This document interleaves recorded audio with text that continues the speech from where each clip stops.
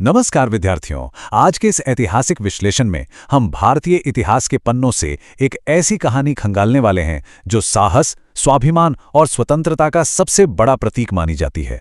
हम बात कर रहे हैं महाराणा प्रताप के जीवन, उनके कभी न टूटने वाले संकल्प और स्वतंत्रता के लिए उनकी उस लड़ाई की जिसने इतिहास की धारा ही बदल दी। ये महज एक बीती हुई घटना नहीं है, बल्कि नेतृत्व का एक ऐसा दमदार पाठ है। आज की इस चर्चा में हम इन मुख्य पड़ावों से गुजरेंगे। उनका प्रारंभिक जीवन, सच्ची स्वतंत्रता की वो अटल प्रतिज्ञा, हल्दी घाटी के युद्ध का असली महत्व, जंगलों में उनका कड़ा संघर्ष और अंत में उनकी वो महान विरासत जो आज भी जिंदा है। शुरुआत करने से पहले जरा इस टाइमलाइन पर एक नजर डाल लेते हैं। 1540 में उनके जन्म से लेकर 1597 में उनके निधन तक का ये सफर। ध्यान दीजिएगा, ये महज कुछ साल नहीं है, बल्कि ये वो ऐतिहासिक माइलस्टोन्स हैं जिन्होंने हमारे इतिहास की पूरी दिशा ही तय कर दी। चलिए आगे बढ़ते हैं।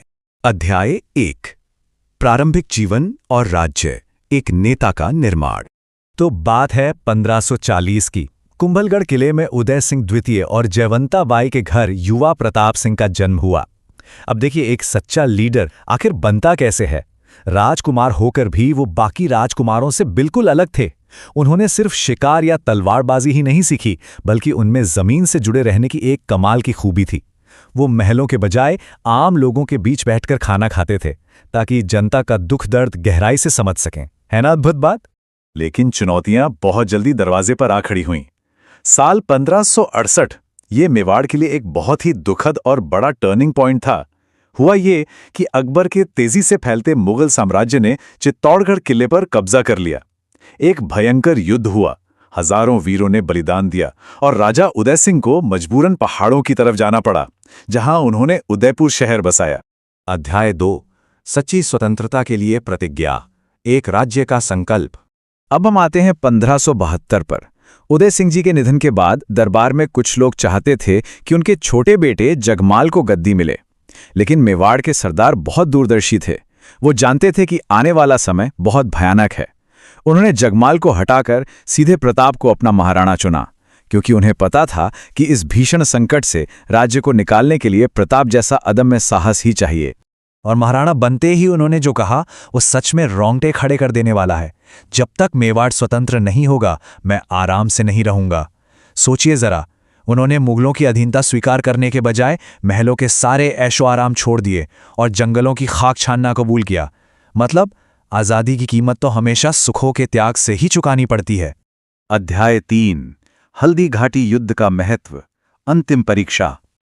अब बात करते हैं इतिहास के उस पल की जिसका नाम सुनते ही जोश भर जाता है, हल्दी घाटी। यहां सबसे हैरान करने वाली बात क्या थी? इस युद्ध का भारी असंतुलन। एक तरफ महाराणा प्रताप की छोटी सी लेकिन आजादी के लिए जान लुटाने वाली सेना थी, और दूसरी तरफ मानसिंह प्रथम के नेतृत्व में अकबर की एक विशाल शाही फौज। हल्दी घाटी का युद्ध सिर्फ हथियारों का टकराव नहीं था, बल्कि ये एक बहुत बड़ी ताकत के खिलाफ कभी न टूटने वाले हौसले की सीधी टक्कर थी। और इस भयंकर युद्ध के शोर, चमकती तलवारों और गरजते योद्धाओं के बीच जो सबसे भावुक और प्रेरणादायक पल था, वो किसी इंसान से नहीं, बल्कि उनके बेहद वफादार और तेज घोड़े चेतक से जुड़ा है। जब युद्ध में महाराणा प्रताप बुरी तरह घायल हो गए, तब चेतक ने जो किया वो इतिहास में अमर हो गया। खुद बुरी तरह जख्मी होने के बावजूद चेतक ने महाराणा को बचाने के लिए एक विशाल नाले के ऊपर से छलांग लगा दी। महाराणा को सुरक्षित जगह पहुंचाते ही उस वीर जानवर ने अपने प्राण त्याग दिए। सच कहूं तो प्रताप के जीवन का ये सबसे मार्मिक क्षण था। अध्याय 4, संघर्ष और गुरिल्ला युद्ध, जंगल से पुनर्निर्माण। हल्दी घाटी के बाद लड़ाई खत्म नहीं हुई थी। ये घटना देखिए जो किसी को भी अंदर तक झकझोर सकती है। शाही परिवार को जंगलों में ऐसी भीषण कठिनाइयों का सामना करना पड़ा कि उन्हें घास की रोटियां खानी पड़ी। एक बार तो एक जंगली जानवर ने उनकी छोटी सी बच्ची के हाथ से वो घास की रोटी भी छीन ली। जरा उस पिता की मानसिक स्थिति सोचिए। लेकिन फिर भी महाराणा ने हार नहीं मानी। लेकिन कहते हैं ना, जहां चाह है वहां राह है।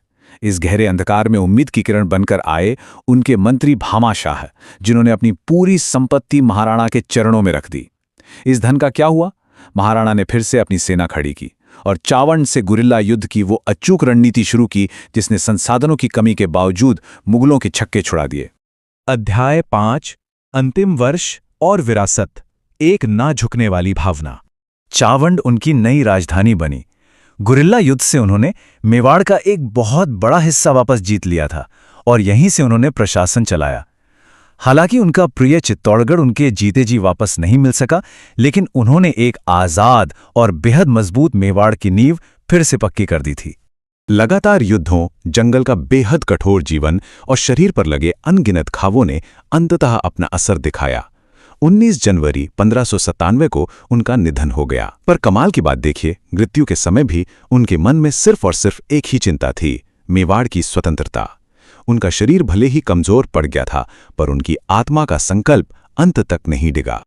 और उनके व्यक्तित्व की महानता का अंदाजा आप सिर्फ इस बात से लगाइए कि जब उनके निधन की खबर सम्राट अकबर तक पहुंची तो वो भी कुछ पलों के लिए एकदम खामोश हो गया।